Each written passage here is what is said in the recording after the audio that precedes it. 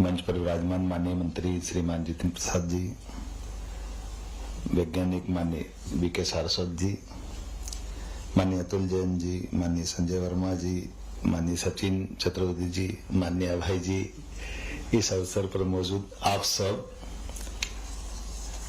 मेरी बड़ी मुश्किल है, इतने अच्छे प्रकार से सबने बात कर दी और आखिरी में मुझे बोला गया कि अब आपको भी बोलना है। अब मैं बड़ा मुश्किल में हूं कि जो बोला उसके अलावा क्या लूंगा। जितनी बातें आ गई एआई की, एक दृष्टांत सुनाता पुराना जो हम सबके ध्यान में आएगा। भगवान कृष्ण की भविष्यवाणी हुई और भगवान कृष्ण वसुदेव देवकी के परिवार से निकले, ये हम सबको मालूम है। इसी से जुड़ा हुआ एक प्रसंग उनके पहले का है जो कम लोगों को जानकारी होगी।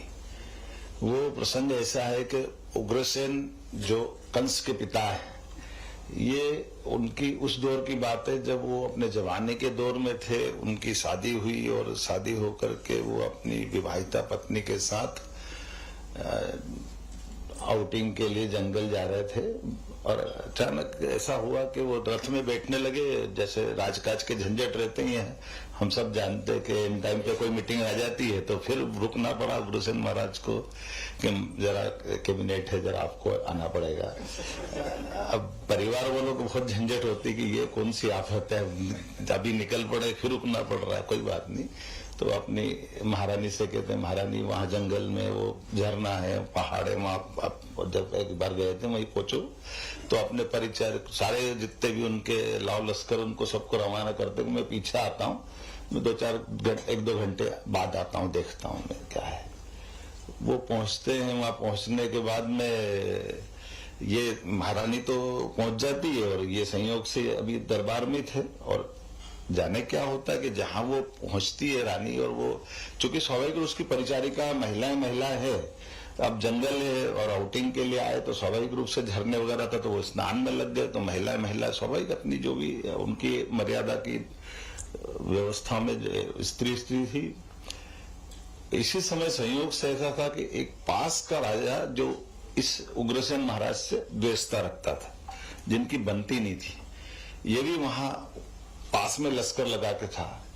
इसने कहा ये कौन आए हैं, जरा थोड़ा अलग टाइप का माहौल दिख रहा है। तो उसको जानकारी आ गई कि उग्रसेन की पत्नी आई है।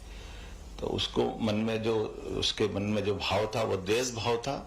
ये अलग बात थी कि वो राजा होकर के उससे सामने संघर्ष नहीं कर पाता था उग्रसेन से, लेकिन मन में उसके प्रति द्वेष भाव था, गुस्सा था, उससे थोड़ा दुश्मनी का भाव था। तो उसको एक विधा आती थी। वो विधा ये थी कि वो अपना रूप बदल सकता था। तो उसने उस षड्यंत्र के अंतर्गत अपना रूप बदल लिया और वो महाराजा उग्रसेन बन गया। और उग्रसेन बन करके वो वहां जहां स्नान हो रहा था या बाकी रानी और सारे लोग थे, अचानक गया और जाते ही देखा कि महाराज आ गए। तो स्वाभाविक रूप से वो जितने बाकी लोग थे सब भागे और वो अकेली रानी उनके पास रह गई। अब ये घटना यथार्थ में भी है कि वो रानी महाराज को देख अचंभित है, लेकिन वो बोलती महाराज तो आप 2 घंटे बाद आने वाले, एकदम पीछे पीछे कैसे आ गए। तो वो बोलते नहीं, कुछ भी नहीं। तो स्वाभाविक रूप से कुछ घटना जैसे एक विवाह के बाद की होती वो अपना अनुकूलता दिखाते, लेकिन जब ये व्यवहार होता तब वो एकदम से उसको लगता कि ये उग्रसेन नहीं है, क्योंकि वो रूप भले बदला हुआ है और लेकिन व्यवहार से आचरण से अच्छा नहीं लगा उनको। तो एकदम से वो बहुत गुस्सा होती कि तुमने मेरे साथ दुष्कर्म कर लिया और तुम कौन और ये, और बहुत एकदम क्रोधित आक्रोशित होती है। तब जाकर वो बोलता कि देखो मैं कोई भी हूं, लेकिन मैं ये ईश्वर की इच्छा थी, मेरी आपके मिलन से एक संतान होगी, वो संतान बहुत बलिष्ठ होगा और अच्छा होगा। ये वो तो बहुत पतिव्रता स्त्री थी। वो बोले दुष्ट तूने मेरे सतीत्व को भंग कर दिया और मैं इसको बर्दाश्त नहीं करूंगी, और जो भी होगा ये तू कितना भी उसका अच्छे बारे में कह रहा है। मैं यादव वंश की हूं और मैं अपने वंश में कामना करती भगवान से कि ऐसा कोई वंश वाला होगा जो उसको मारेगा। तो ये पाप मेरे को छोड़ के जा रहा है। अब ये घटना हमको ये बताती है कि वो बात क्यों पकड़ में आ गई, अपने काम की बात, कि वो उसके एआई का जमाना आधा होगा उस समय कि जब शरीर तो बदलता लेकिन आवाज नहीं बदल सकता, इसलिए बोल नहीं रहा था। आज का एआई और उन्नत हो गया कि अब आवाज भी बदल जाती है, तो अब पता नहीं वो आपको संकट आएगा तो पहचान में भी नहीं आएगा कि झंझट क्या।